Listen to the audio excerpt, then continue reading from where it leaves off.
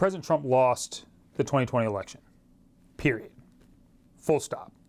So anything that suggests that he won the election is problematic and calls into question an election that was perfectly fair. Are there irregularities in every election? Sure. There are some votes that get counted that maybe shouldn't. There are votes that don't get counted that should. But the question is whether the irregularities are big enough to swing an election in any of the particular states that we're talking about.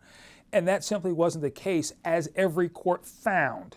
What folks tend to think about as election security oftentimes is voter suppression.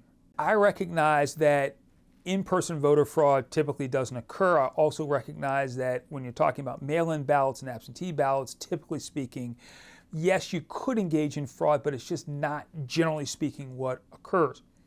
But for other people who are particularly skeptical, particularly folks who don't really know how elections work, their notion is, oh my goodness, unless you show up with certain information at certain spots at certain times, I won't trust the result. That's why I say in order for those people to think that an election is secure, they will tend to say we need to stop certain people from voting, and that necessarily becomes voter suppression. Part of what's going on is that folks are simply refusing to take their losses because they just don't want to feel as though they've lost. Well, that's the way life goes.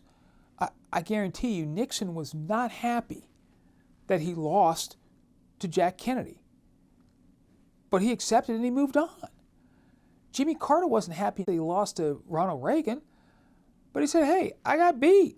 The notion that I got beat is something that's okay because it doesn't mean that you as a person are less than. It just means that the American people elected somebody else. That shouldn't be a cause for folks to take up arms. Right? It's a cause, particularly not in this day and age. It's a cause for us to say, okay, let's see how we can make the next 4 years still the best years of America moving forward. So for all those folks who claim to love the Constitution, for all those folks who claim to love the flag, you can't just love the flag when you win. You got to love the flag when you lose. Thank you for watching. Continue to follow Virginia News and Stories by subscribing to our VPM YouTube channel.